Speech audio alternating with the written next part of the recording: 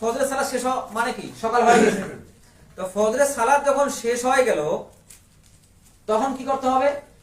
ফজরের সালাত শেষ হওয়ার পর যখন 7টা 8টা বাজে, আমরা সকালের খাবার খাই অন্য অন্য মাসে, তখন একটা সালাত আছে। সেই সালাতের নাম কি? সেই সালাতের নাম হচ্ছে ইশরাক, সালাতুল ইশরাক।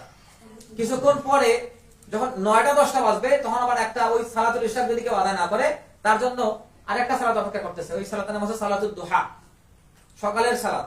এটা 2 রাকাত 4 রাকাত 8 রাকাত কিংবা 12 রাকাত।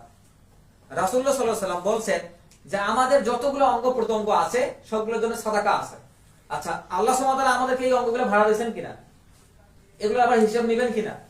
তো এগুলো যে ভাড়া দিয়েছেন আমরা ইবাদত করতে পারছি, নিজের মতো ব্যবহার করতে পারতেছি, এগুলো সদকা দিতে হবে না? তো রাসূল সাল্লাল্লাহু আলাইহি ওয়াসাল্লাম বলতেছেন যে আমাদের এই যে অঙ্গ প্রত্যঙ্গগুলো আছে 360 এর মতো অঙ্গ, হাড় জোড়াগুলো আছে, এগুলো সদকা আছে।